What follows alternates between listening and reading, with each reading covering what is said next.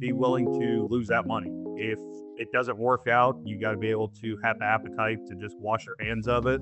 Yeah. One of the things we take care of is you're allowed to be late twice and then your payment up front, or you have to have a positive balance on your account for us to come out for you. And then they started saying, we're not going to pay any sooner than 45 days. So we said, okay. So now instead of billing 30 days in advance, we bill 60 days in advance. So now we're actually getting paid 15 days early. As you grow, not all business is good business. You got to be true and fair to yourself. You've got to learn your numbers and know your real numbers.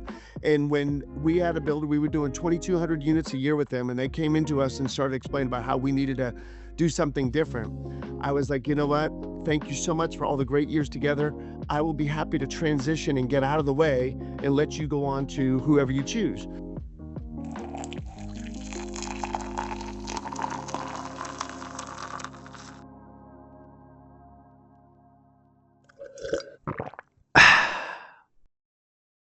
Good morning and welcome to Coffee Break with Jake. I'm so glad to have all of you here.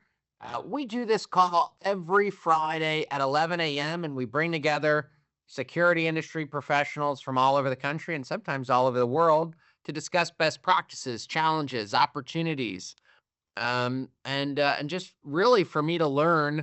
I have found that the most important things I know and that I've learned in business I've learned it from other people. So selfishly, I host this call every week to pick your brains. And I thank you all for being here and for generously sharing your insights and your experiences. Guys, today's coffee break call is an important one because this is something that I see as a real challenge for many of the systems integrators that we work with. In fact, it's been a topic of several conversations recently that I've had with some of our partners, and it relates to training your customers to pay on time and really setting expectations for timely payment and collecting when those receivables start to age and become past due. If anybody on the call has had every customer they've ever had pay them on time or early, raise your hand. Okay, no hands. That's I was really hoping we were gonna have somebody on here that nobody's gonna slow pay or no pay Parks Associates. We know that. Okay, so Elizabeth, because I've got to ask, since you've raised your hand, how do you make sure people don't slow pay you or no pay you? Um, we have some, as a small business, we operate a lot of times under what our clients tell us they're going to do, right? So they might say net 120, and we say net 30, and they say net 120, and we say net 30, and they say net 120, and we say great, thank you. Um, so as much as we do try to drive our clients to operate the way we want to operate, especially with incoming cash and payables. Um, so a lot of times we work with very, very large corporations where, they just kind of do whatever they're going to do. The way that we make sure we get paid on time and or early is by diligently following up all the time. I mean, I have a list of all of our outstanding receivables once a week. I have a list of any problems. I'll get involved if I have to, but we have a whole process, and it's like I'm kind of the last. We don't bring me in as one of the um, business leaders unless there's a real issue. And it usually doesn't get like that. So it's a matter of making sure, sometimes just did they get the invoice? Did they get the paperwork? Did it go in their spam? Is the DocuSign in some world of, email void or whatever? A lot of salespeople these days don't want to pick up the phone and call clients because maybe they're not at the office. A lot of times our clients work at home now.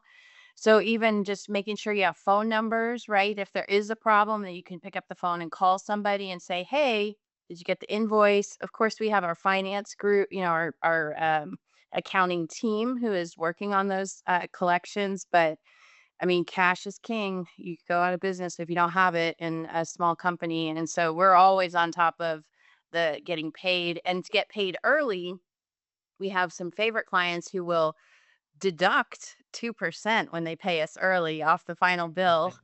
And they don't even tell us, they just do it. But then, we get paid a little bit earlier and we have the cash, and we also say thank you for that business. Because those are the really big companies. There's not a lot of pull that we've got in how they're going to operate and pay us. So I think it's staying on top of it and having a leader, which in my case is me, making sure we're following up, have the sales team and the finance group, and then it's always top of mind. I mean, I always know how exactly what our outstanding receivables are. Yeah, In addition to how much money cash do we have in the bank? Yeah, we've talked about this on previous calls. The daily dashboard is so important for anybody in a leadership position to be able to see very quickly, hey, what are my receivables, what are my payables, cash on hand, in our case, inventory on hand, and a few other metrics that we track as well. But to Elizabeth's point, operating as a small business doing business with big businesses, oftentimes that's where we see a lot of the disconnect, because as small businesses, we generally would prefer not to get paid 120 days out, right? But as small businesses looking to win business, right, and to accommodate our clients, recognizing that some of these really large companies, that's just how they pay. I mean, honestly, um, in my experience, there's some companies that could not. They even if we wanted to, there would be no way to get them to accommodate, a different payment schedule from what is their standard, because it's so deeply ingrained in their own processes. That being said, Elizabeth talks about something very important, which is pushing for your preferred payment term up front. And when it's not accepted, making sure that the agreed upon payment term is how they pay, right, through follow up. So if anybody is on the call that works with big companies, if you work with big companies and you have experienced net 90, net 120, net 180 payment terms, can you go ahead and raise your hand for me?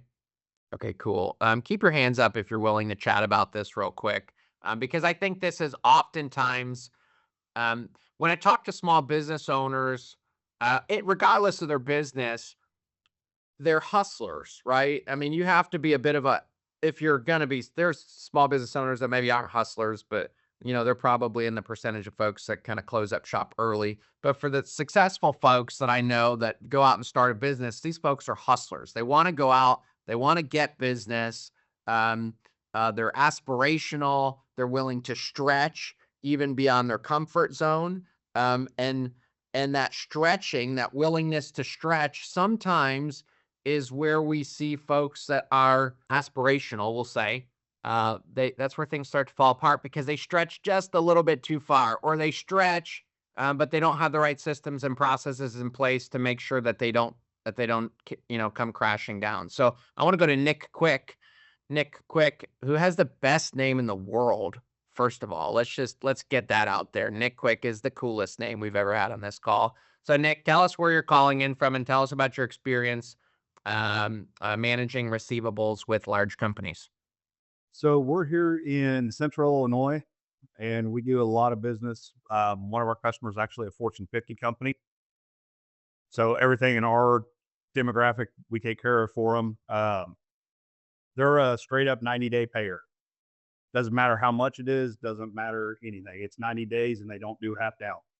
And so, when you first decided when you first took those folks on as a client, was that something you'd experienced before? Was it outside of your comfort zone? And also, how did you get comfortable with that? So to play with the big dogs, you got to follow their rules, right?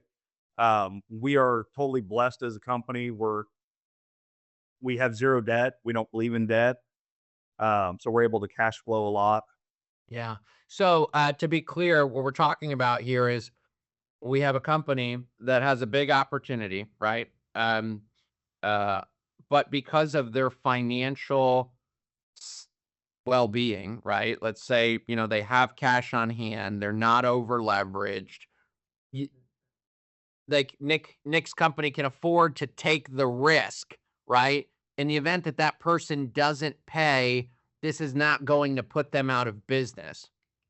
And so for the folks on this call, I think regardless of how you manage receivables or what your processes are or what your tolerance for risk is, I think there's a really great nugget of wisdom in that. That is, hey, we're financially sound enough to do this, that this isn't going to put us out of business. And I would say that um, the simplest way to make decisions as a business owner as it relates to risk is this a risk that I can manage if it goes bad, right? So, like, can I take on this customer? And if they don't pay me, will I go out of business? Will I be able to make payroll? Those are real concerns sometimes. And unfortunately, oftentimes we see folks that are stretching and willing to accommodate whatever payment terms, shooting for the moon. Um, Oftentimes those are folks that maybe are not in the most financially sound position. Sometimes, for lack of a better word, I see folks that are, really desperate, that are willing to accommodate whatever. We particularly see this with folks that work with home builders, but that's a whole nother conversation that I want to get into. Um, Nick, if you had advice for folks that are deciding to take on clients like that, what advice would you give them? So my best advice is be willing to lose that money. If it doesn't work out, you got to be able to have the appetite to just wash your hands of it. Yeah. One of the things we take care of is you're allowed to be late twice and then your payment up front, or you have to have a positive balance on your account for us to come out for you. I think that that's a really great point. We have seen um, there's one particular company. I- I'm a I'm I'm I'm willing to tolerate a little bit of nonsense. From time to time, I'll put up with nonsense. It's just it's just the nature of doing business, right? Different personalities, different ways of doing business. I'll tolerate it up to a point, but at some point, I get tired of nonsense, and I don't want to deal with nonsense frequently. We have one particular customer, Nick, that it makes me think of when you talk about your two-time rule. One particular customer that was consistently late, always going, past 15 days past due. At 15 days past due, we put them on credit hold.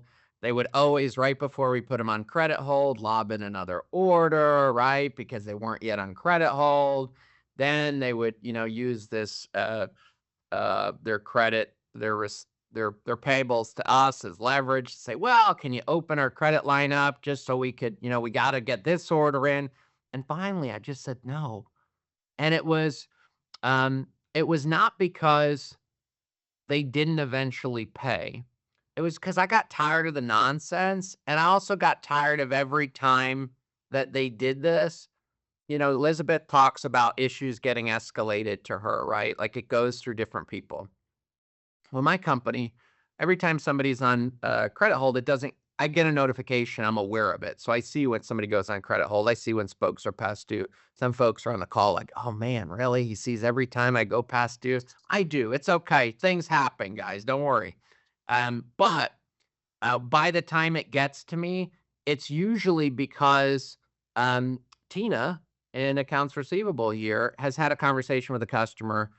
They had an issue, whatever the issue is, they're asking for an exception. I might approve it or not approve it. But consistently this customer would like get nasty with my team here.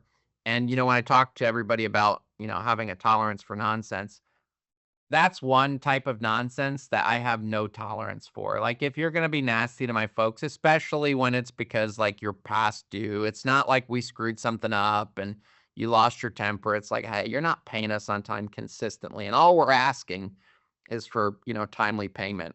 I have a low tolerance for that. So I like that. I like that 2-time rule. I think that's a really great, fool me once, shame on you. Fool me twice, shame on me. But you're not gonna fool me. I don't know that George Bush quote, but it's like, "Ain't gonna fool me again." There's a really great clip on that, and I think that rule is a good one. So thank you, Nick. Stevie G, talk to us about dealing with large customers and getting paid on time. We use a different approach. We don't have a problem. One of our clients is about a $27 billion company. We do a significant amount of work for them. And we basically say, listen, we're a small business because basically nobody's going to be your size, you know? And as such, you need to be respectful of that. We're a valued business partner. We're providing you a service. We're providing security for you. And we seem not to have problems with that. A new quasi regime came in, and then they started saying, we're not going to pay any sooner than 45 days. So we said, okay. So now instead of billing 30 days in advance, we bill 60 days in advance. So now we're actually getting paid 15 days earlier. So, I mean, we kind of work it out a little bit that way. And But so when you talk about that, we're talking about recurring services. So you yeah, basically bumped up the, okay, that makes sense. So, and not for like installation or service work, but for your recurring services, you just started billing them farther in advance. correct. And we do 50%. Big trick. I like that. Yeah, we do 50%. So if they're excited, we got to move. We got a new site opening up. No problem. Yeah. Here's your invoice. And depending on how it is, if it's working really fast, we might do 75 or something like that. They seem not to have a problem. Their 45 days seems to be like some kind of mandate that might be in accounts payable or something like that, but we try to work around it. And in past, when we've had problems, we'll go to these people, especially large corporations. We almost play on you're being a freaking bully. Okay. And do you really want, everyone's so concerned about press. Do you really want to be known that you're a bully and that you're beating people up? Maybe you do. Yeah. Because, I'm a New Yorker. We kind of roll that way to begin with. I hear you. But, we tend to do that. We set the expectations in the beginnings with the clients. And like I think some other people have talked about, you can't give an inch. You can't let them get too far. Because if you do it once, you do it again, you start to set a precedence. Yeah, no, 100%. And again, with, setting the correct precedents over and over again, it does create a moral hazard. I think more so in dealing with small businesses. A lot of times when you're dealing with larger companies, it's hard to make an emotional appeal to a bean counter, right? I mean, no disrespect to bean counters, but they're we all need them. We love them. We're thankful that there's somebody willing to do that very boring work. But sometimes it's very hard to make an emotional appeal to these people because their job in some of these cases is to not only pay based on the company's terms, but even with some companies, they use that float as a significant way that they generate profit. Actually, like there's actually it's why when Elizabeth talks about a company paying early for a 2% discount, I think you'll find that a lot of those folks, those big companies in particular, if you put a discount on the invoice, if you're consistently getting kind of slow paid or no paid, I have heard from a number of our systems integrators that if they just put, let's say, net 60 and 2% discount, paid net 10 or whatever it is, that those companies, they'll take advantage of it because when you look at a 2% discount and what the value of that is, as opposed to the amount of interest that they can earn on those cash reserves that they're not having to spend, they take that into account because, again, we're talking about bean counters, right? And the bad thing about bean counters is that it's just numbers for them. But the good thing about them is it's just numbers for them. So if you can make the numbers work in their favor or make it appear that it works in their favor, they'll take advantage of that. Hey, we've got Andy Klein on. Andy, so glad to have you on the call. Talk to us real quick about working with big companies. Well, one of the things I realized early on. I mean, Jake, you know this. I came over from being a customer, right? Yeah. For a big corporation, is asking questions as part of that both the qualification process, but then also, let's say that you have a decent sized install, understanding what's the accounting process, the person that you're talking to, your customer contact, even if they're a high level position like a plant manager or department manager, probably doesn't control that process, might not even have that process in house. So one of the things that I don't always get it right with this. I make the assumption that it's going to be easier than it ends up being. One of the best things that you can do is um, making sure that you understand what is the process to get invoices approved.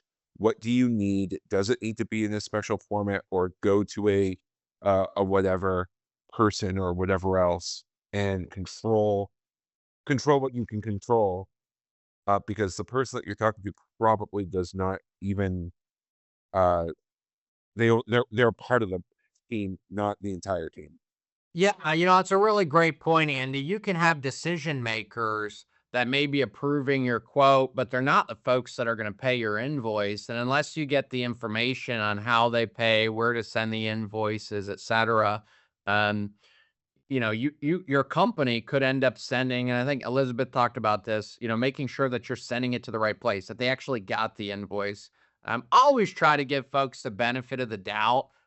Even when I know the benefit of the doubt is not due, right? Like even when I know, like, hey, look, like I can see that they opened, the invoice, right? I can see that it went to the right person.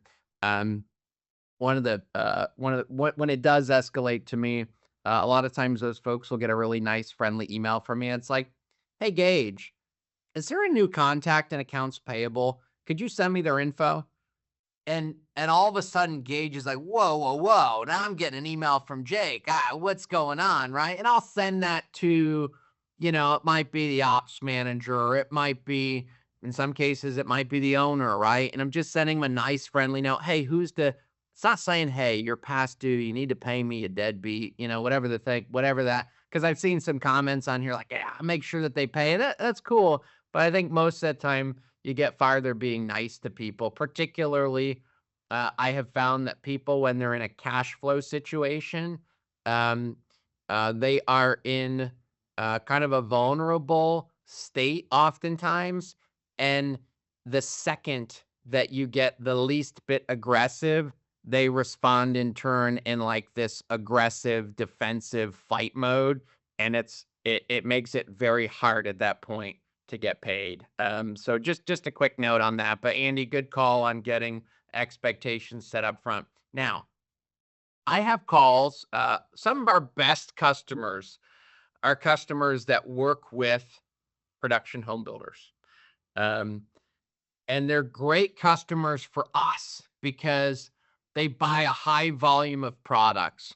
Unfortunately for them, and for anybody that's on this call, you could probably, I assume you probably agree with me, but production home builders are some of the worst folks that our dealer partners do business with. Um, they are not only will they slow pay as a standard, they will make you jump through all kinds of hoops to get paid. They will unilaterally discount your invoices. They'll just walk in and say, hey, everybody's getting a 10% cut on their invoices and take it or leave it. If anybody's worked with production home builders and is willing to discuss getting paid by production home builders, would you raise your hand for me? Nobody on the call. Gage is there laughing because he knows this situation all too well, but maybe he's not willing to share. Gage, you don't have to talk about who the builders are. You could just say big mega builder. But would you be willing to share a little bit about your experience working with home builders in your past?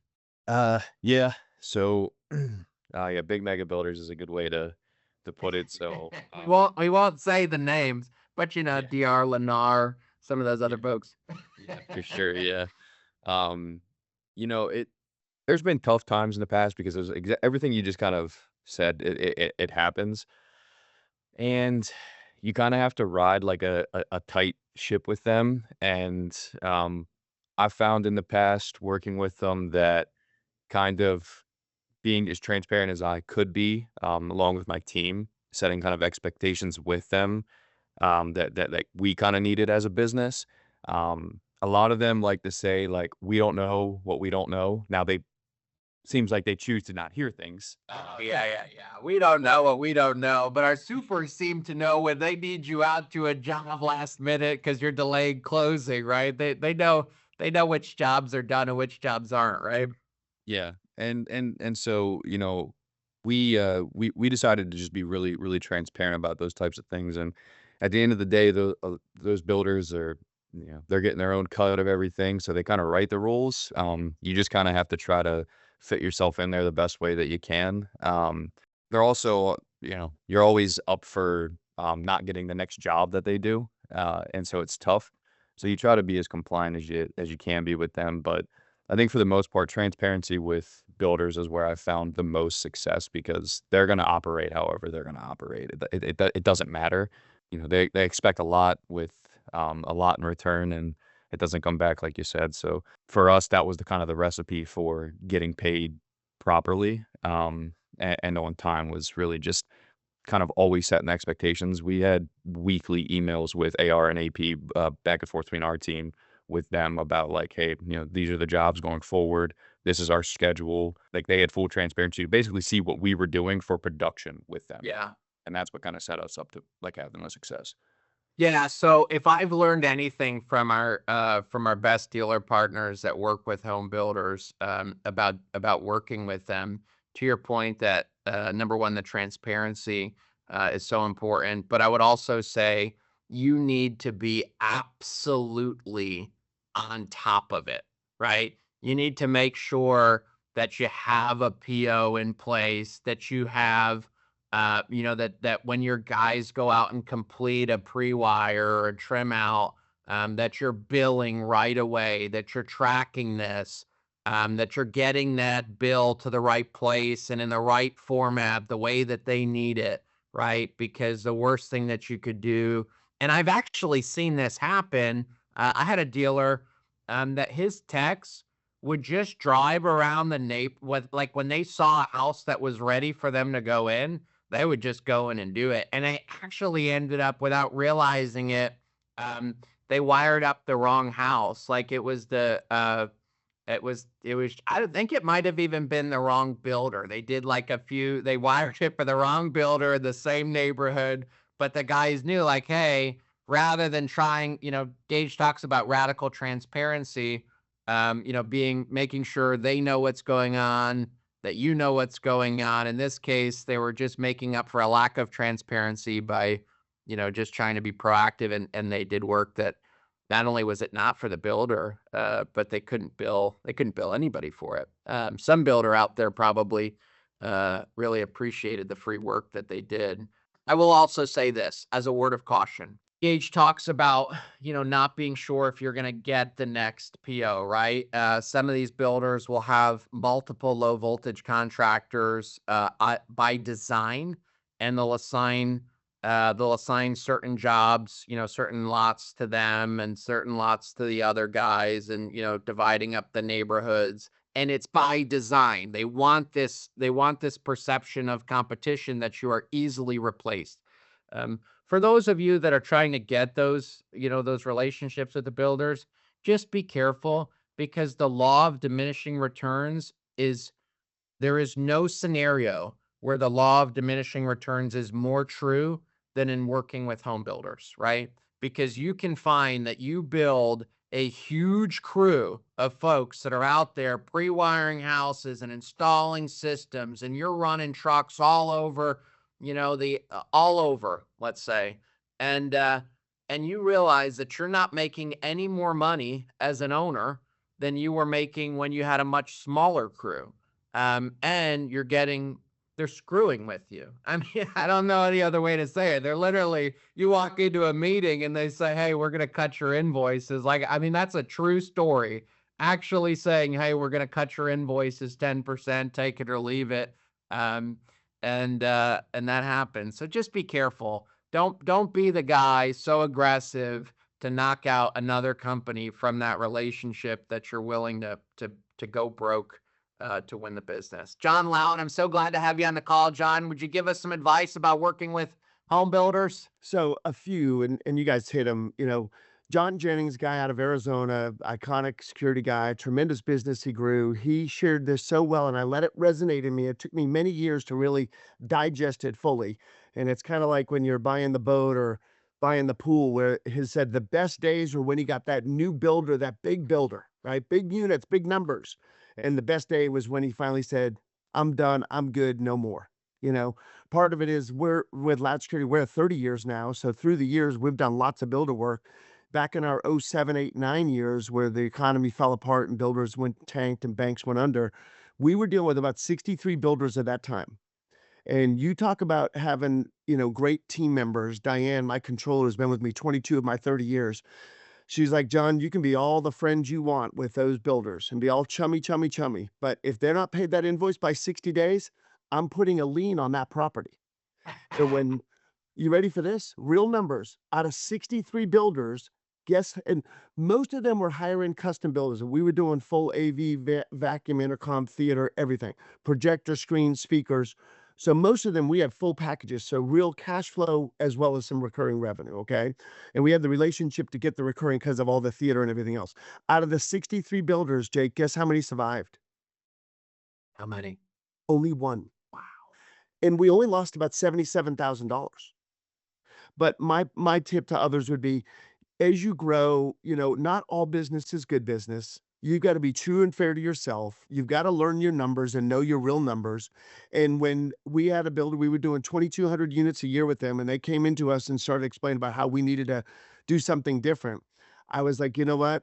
Thank you so much for all the great years together. I will be happy to transition and get out of the way and let you go on to whoever you choose. They ultimately chose 3 different vendors at that time. But look, I'm like, look, you're a publicly traded company. I'm a small little business operator.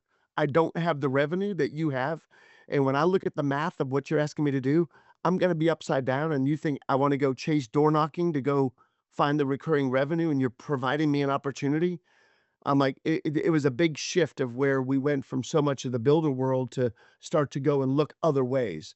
And I want to say within about a 2 or 3 year window, we probably tripled the size of the company by just taking a different direction. And Jake, one other tip. I was always very concerned of large builders for a long time until we grew to be able to handle that, an extra 150 or 200 units we wouldn't per se feel. Because my fear was what you said. If all of a sudden they go and say, hey, we can find this for 25 cents or 50 cents cheaper per wire pull. And in the meantime, now I've got 15 or 35 trucks and all these families and, vacations and Christmas and bonuses and everything that are expected. And I'm going to go, well, wait a minute, the metrics start to get so tight.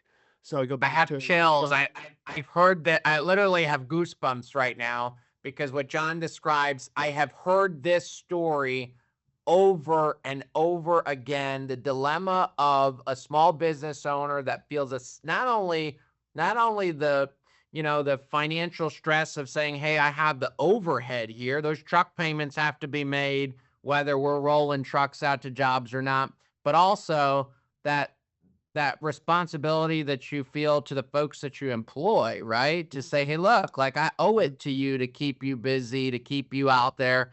And gosh, you're so spot on with that, John. Mhm. So The lessons. I mean, there was a day, Jake, I'll never forget looking out the window, seeing 15 vehicles that I realized all those car payments, house payments, birthdays, anniversaries. And I was the only salesperson at the time at Loud. And I was just like, wow, and I've got to keep this per se going. And then again, I think the John Jennings things resonated. Favorite day was getting it. Real favorite day was moving yeah, past it.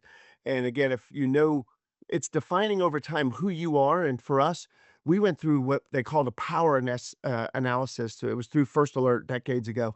And that was principles of operating with excellent resources. And here's another great finding that we learned. And what the finding was is on paragraph number 42, it says Loud Security Systems has a personality disorder, and we don't just mean John.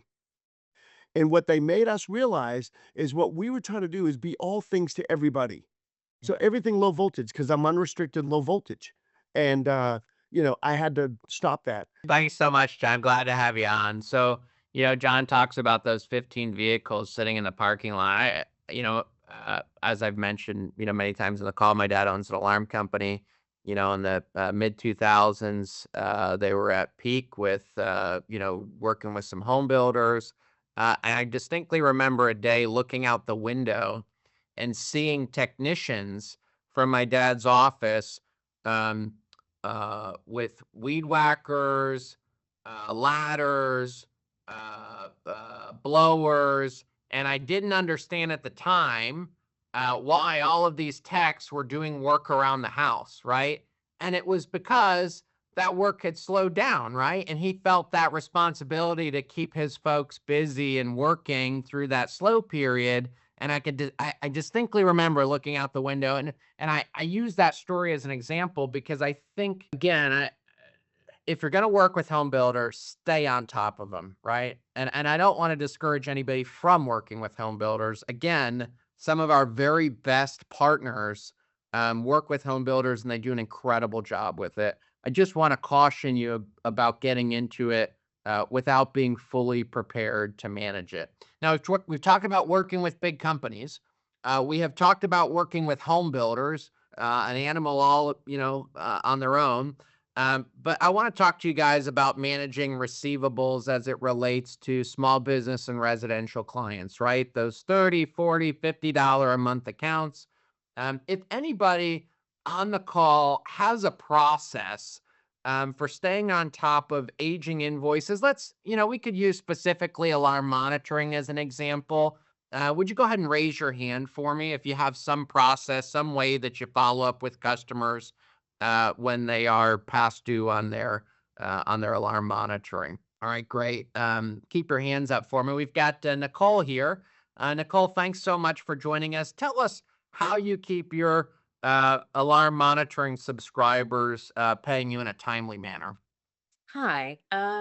So we're small business, right? It's kind of a one woman and my dad. I run the business for my dad, and this is our show, and we have, a few techs in the field. So it's one of those things that, all right. I just want to be clear. You've also just described 10,000 other alarm companies in the country. So, I don't want you to feel like because of your scale here, it's not relevant. I think that's very relevant to probably most of the folks in the business. Yeah. So I mean, most then know, you don't have time to sit and constantly look at your past due, and then you print it and you're like, oh no, what happened? So we used to do everything in house, and I guess 3 years ago we switched to using a software provider that does our recurring billing for us. So they mail out, we bill typically quarterly. We've some outliers, but typically quarterly. They send out the invoices for us, and then they send out a statement to anyone who every 30 days who has an outstanding balance. So that's automated, which took a lot of pressure off of us, man-hour wise, and also really has helped our receivables, because it's 30 days, statements are going out. Now, you still have the people who ignore them. They say they didn't get them, they didn't do whatever. So then I come in, and typically once we hit after the first 30 days, at like 45 days, I'll run my report. I'll personally, we know most of our customers, so I know how they're going to respond. I'll shoot personal emails to them, versus coming from the company, software. Same thing like you said. I know, I mean, I have people who just, I don't know why, they just don't pay. And then if I email them, then all of a sudden they pay. They just see it. I'll call, and I do start telling people, if they get to a certain point in the quarter, I said, this is our last notification before we start talking about cancellation terms for non-payment. Do we always really stick to that? Not always, but it usually is enough for a lot of the customers to come in and to pay. Now with fire monitoring, I tell this, if we will get to a point for non-payment, I will alert the fire prevention department. And that really is the hold I feel we have, at least with commercial fire. And a lot of them are small businesses also, but I tell them, I said, but so are we, like we're not your bank. So, Right. and we'll work with people, within reason. When COVID hit and all of that, we work with you the best we can, but we also have bills to pay. But the ease of having the outsourcing really helped us, and it was worth the cost. Um, and also having online payments be readily available. That has helped our accounts receivables tremendously. I have a lot of old school people who don't want to touch a computer and they mail me checks every quarter. That's fine.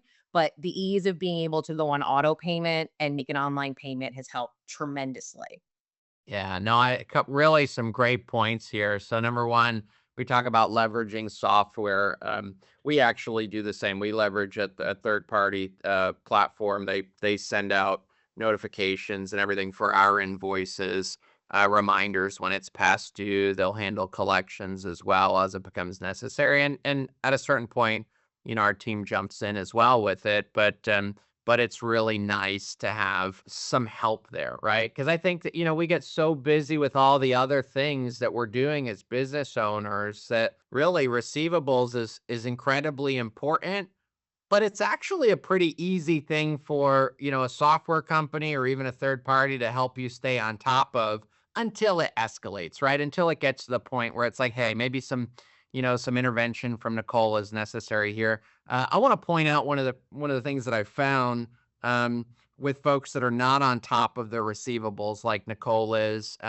Sometimes they don't realize that their customer has moved. Sometimes people don't pay you because they moved and they canceled the water and the power and the cable, but they forgot about the alarm system. And so, number one, you're accruing central station charges for those accounts. Number two, you're probably accruing platform provider, charges like alarm.com or whatever it is for those accounts. And so you may never collect that revenue because they've moved and they say, hey, well, they're in another state. Is it even worth pursuing them for the 60s, $100, $150 past due? No, most of you would probably just write it off, right? You'd ask them for payment. You might ask them for balance of contract, but I think in a lot of cases you write it off. But I think the real cost is actually the opportunity cost of finding out, hey, this person moved. I need to go out there, say hello to the new homeowners, introduce myself, and let them know we installed the system. We can reactivate it. We can get all the information transferred over. And so, I want to point out here that there's not just the profit, leakage through these accrued charges of pass-throughs and central station. There's not just, the write-off of, the receivables that you're probably never going to collect on, but there's that opportunity cost that's much more costly, right? That opportunity to get the reactivation. So Nicole, thank you so much for sharing that. Corey, thanks so much for joining the call. Talk to me about how you keep your alarm monitoring subscribers paying you on time. Well. So we give them, I think, 10. By the way, Corey, is there a new accounts payable contact there? I'm just kidding. Corey, is that time? So we run AR every week, and we were using, I would call them basically just a straight debt collector at the beginning. We had issues with them paying us, which was quite ironic. Yeah, they would say, oh, if it was X, you get it within 30 days and you get 50%. And we're like, hey, it's day 40. And they're like, oh, well, there was this reason. There was always some reason, right? And I'm like, this is weird. Well, see, that's the danger of working with somebody that works with deadbeats all day long. They learn all of the tricks. Yeah, I would say that option for us was maybe the quote cheap option, where I feel like the option we went to now, I always like to talk in sales that there's the viable option, and then inside of viability you have good, better, best. But yeah, I can sell you 2 cans with the string, and that's a phone system. So if someone wants something cheap, there is a way to get something that's non-functional. So we have Cornerstone billing, and we went a different route, I guess, than what they recommended, which is why we ended up with that first company, and we're kind of closing out with that. We switched to ARM. I think it's AARM. And the cool thing I like about them, there's some kind of like credit system. You got to like prepay a little. It's a little bit. But what we do is you have debt collectors that on one side of the business, which I would call the beginning of the business, is really just putting the fear of God into customers. Like, we're not actually turning them over to collections, but they'll call them and say, "Hey, you have a past due. It's been 45 days. We want to make sure we get this taken care of." And they call, they text, and they email. And I've had just a lot more clients call back and go, "Well, I don't want to be in collections. I'll pay you the $300. I'll pay you like the 2-3 months." And it's actually worked. And that's what ARM sells, is at the beginning of the conveyor belt. They're just trying to, they say, they just shake the tree, basically. They're trying to just say, maybe they forgot, we'll call them for you. And they have this, they have all their metrics and their success rate. And so far it's worked out perfectly. I mean, we had clients that sold a house and then they didn't really care. And they owed about, I remember one guy owed about $400 on an $8.1 million house he sold. And he either didn't want to pay it, but we ended up getting the new owners, but he didn't want to pay it. So he was all scared, like, "Hey, I don't want to go to collections." So he believed he was in collections, but he wasn't actually in collections. They were just merely contacting him and they had a script to follow. They're like, "Hey, we're trying to resolve this with you." And it integrated with our Cornerstone billing solution. So it was a lot easier to, "Hey, these people, I've called them, 16 times or whatever, and now I got to turn them over to ARM." Once we do, yeah, I don't know. It seriously takes just a couple days, and all of a sudden they're calling us back and they're going, "Hey, yeah, we want to pay that back," or "I want to do a payment plan." We're willing to work with them, but some people just kind of, it's a California thing. Sometimes they just shut down and they just don't know how to comprehend. So they just like, let me just ignore them for like 2, 3 more weeks. And so when ARM hits them, then they're like, "Oh wow, this escalated. So yeah, let me get hold of them." And it's made it better customers out of them, I would say. I think that's a really good point. I have found that a lot of times when people are past due and it's because of a financial situation, some cash flow issue, um, sometimes they do, like you say, they just shut down. They don't, they're embarrassed. They don't want to talk to somebody. They don't want to tell you what's going on. Um, I personally, I prefer, and I think most companies would prefer the customer that's super transparent and tells you, "Hey, look, here's the situation. Um, we had this issue. We're waiting on a payment from a customer. Whether we get paid or we don't get paid there, I'm doing my best to get you paid in a timely manner. And we're working on this, and I'm going to start making a payment this date," right? That's my preference. I love those folks that are, that are transparent that way. But to your point, Corey, I think a lot of folks just kind of shut down when they're in that situation. They're embarrassed. And so having a third party, when they feel like, "Hey, this is escalating. I'm stressed. I'm worried. But now a third party is calling me. I'm worried about my credit. Um, this might be the debt that I pay off, as opposed to something else where I'm not worried about going into collections." And so it's about getting prioritized in a lot of cases. You talk about getting that guy that sold an $8.1 million house, and at first he wasn't worried about the $400 balance, but then he realized that he might go to collections. And I'll tell you something about wealthy people, or even just financially well-off people. A lot of times, they may be willing to flex. They may be willing to, beat you up a little bit. They may be willing to say, "Hey, I'm not going to pay you, get over it," kind of thing. But most of them do really care about their credit, right? And so being able to have that stick, I think, is helpful. I'm not super familiar with those guys, Corey, but I think they're like a flat rate, right? Like they charge you some kind of flat rate, as opposed to the collections folks that, are taking like a sliding scale of the receivable. Is that right? It's like a flat rate thing?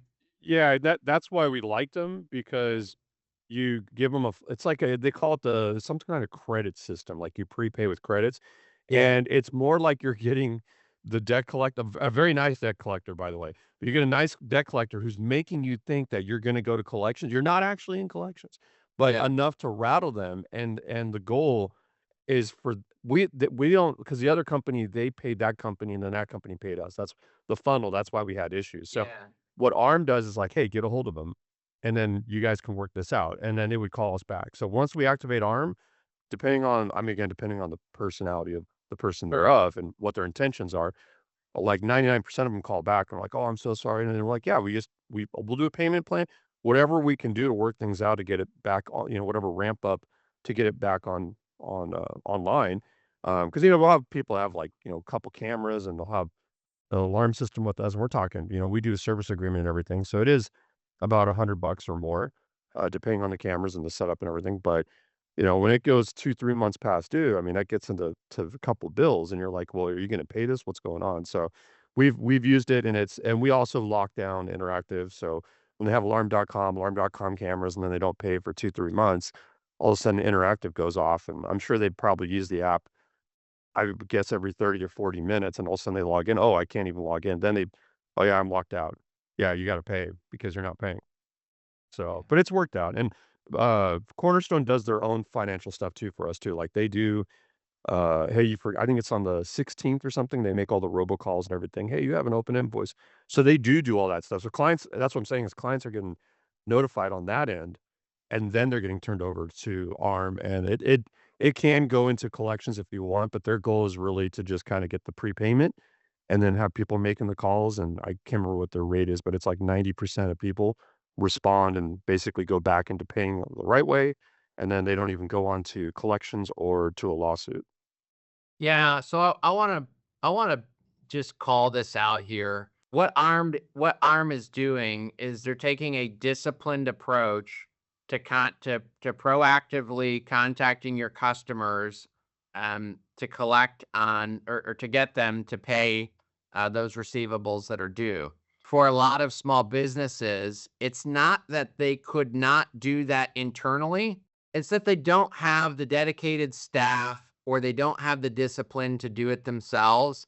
And guys, if there are things in your business that require a disciplined approach, but don't necessarily require you to do it, figure out some way to hire somebody for that or outsource it to somebody because, gosh, it's so much easier for you to just pay a company that's job it is to do that discipline thing, whatever it is, right? And it's not just billing. There are other things that you might have folks do for you and that you can pay them for. And you can, and the reason that they consistently do it is because that's their deliverable. In exchange for this money, that is what they do. And so simplify your life when you can, outsource those things or hire for them. Because when you can do that, you can really change the game and make some real improvements. I do want to ask everybody on the call at what point you turn folks off so they don't pay specifically. You know, because we're talking about alarm monitoring, fire, and life safety. If there's anybody that's on the call willing to share at what point enough is enough and they cancel an account, would you raise your hand for me? Nobody cancels anybody ever? All right. Oh, okay. All right, everybody. Everybody's like, yeah, let me tell you how I cancel these people. I'm gonna start with Randy Conrad real quick. Randy, talk to me about what point do you cancel somebody? So basically at 60 days, we'll put them in interactive lockout if it's, you know, like alarm.com or whatnot. Otherwise, we'll just at least just shut off the monitoring and, or if they have an online account, we'll shut it off to where they can't get into it. Yeah, and then okay, so and then when do you actually turn off their alarm monitoring? 30 days later at 90 days. Okay, so 60 days interactive lockout, 90 days lockout. Any type of formal notification to them on the fact that you're doing it? Yeah, 30 days we send out with a $40 late fee. At 60 days, we have it set to where we have the option to send it to a collection agency, which charges 35%. We ought to automatically add it on as well as we'll file a lien on the property. Nice. Love it. Love it. And your contract protects your security interest in the property. That's awesome. Thanks so much for sharing that. We've got Clint on. Clint, when do you guys turn folks off for non-payment? So generally speaking, we're about that 70 day. At 60 days, between 31 and 60 days, we're trying a bunch of different collection efforts, starting very soft, emails, texting is becoming a little bit more common for us. Then we ramp up the way we ask for. At 60 days, we send a 10-day demand letter that says, if we do not receive payment in 10 days, your account will be canceled. So at the 70th day, If we haven't seen payment, we shut them off. Now, that's for monitoring, like you said. New installs and collecting money that hasn't been paid, different story. But if it's just that recurring monthly rake, if somebody falls 60 days behind, they get that 10-day letter, then I'll resolve it at day 70, we shut them off. Maybe so. Just because you touched on this topic and I neglected to cover it here on the call today, you talk about installation. I know you guys do some commercial projects. How do you protect your lien interest on those properties to ensure that if you don't get paid, you have a lien position? And if you could do that one super quick for me, Clint. We have a dollar amount that if any project is over X number of dollars, we do the pre-lien. We have a team in our accounting department that does all the filing and what they need to do for the lien. That stays in place until we get payment. And now it is effective, guys. If you're taking on projects and you really want to secure your interest there and you want to protect yourself, making sure that you do the right things to protect your lien position, super important. Make sure you talk with your attorney on that to just make sure that you've got the appropriate documentation in place. Elizabeth Parks, talk to us about when you turn people off. It basically gets down to when they just keep asking and asking and lowering the price and it's like, maybe people think we're a nonprofit. I'm not sure where they're thinking because I know these companies wouldn't give away their product at no cost. So I distinctly remember, and this is probably when I realized no is the most powerful word that I've got, and it's becoming my new favorite word. When a client just kept, we're not selling alarm security monitoring, we're selling research, and they just kept lowering the price. And I finally told our account manager, I said, you just say no. You're just going to walk away. And it was a huge client. I mean, this was very difficult for me to do, to say walk away.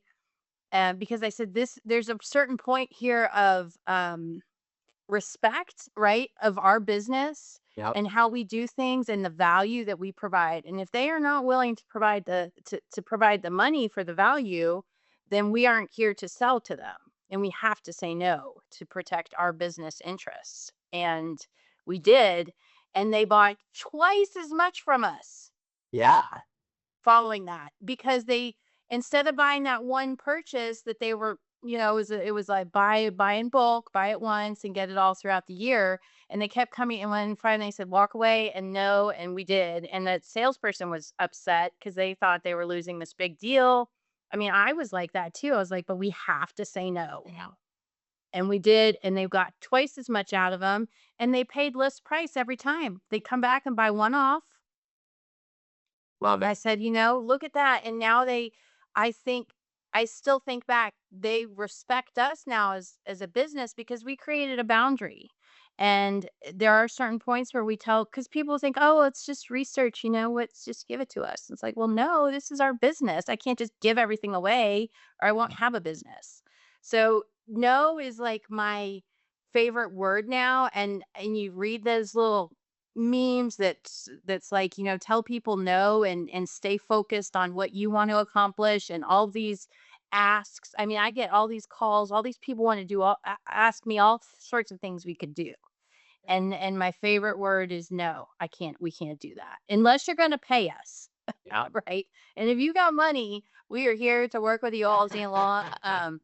And we're quite generous. If you don't know, we give a lot away. Yeah. I want people to learn from us. Even if you aren't buying from us, you should be able to get value from Parks Associates.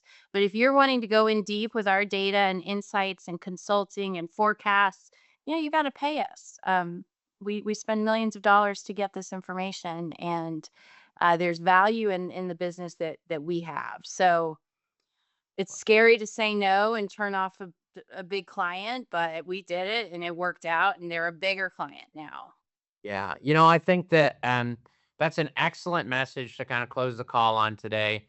Guys, if you want to be in a powerful position in any negotiation or customer relationship, being fully prepared to walk away from the business puts you in that position. When you're willing to say no, when you're willing to say, hey, these are our terms, take them or leave them, or hey, these are our terms, but we're willing to meet you here, take that or leave it. That puts you in a position, you know, as Elizabeth says, you need to know your worth.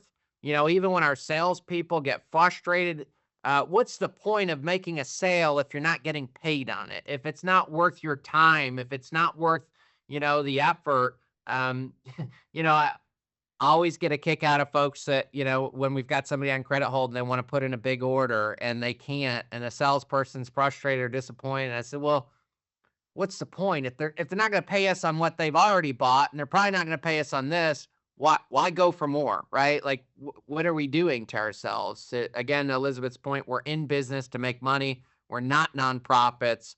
Guys, I want to thank you all for contributing to the call today. I'm so glad that you were all able to join us. We do this call every Friday at 11 a.m., except for, well, now I'll be back next Friday. We should be on next Friday. I'll keep you posted. But I just want to thank you so much for being here, sharing your insights, sharing your experiences. If you have questions that you'd like me to bring to the group for a future call, feel free to email me. For those of you that do business with us today, I want to thank you for the opportunity to support your business. For those of you that don't, I want to invite you to reach out. I'd love to connect with you.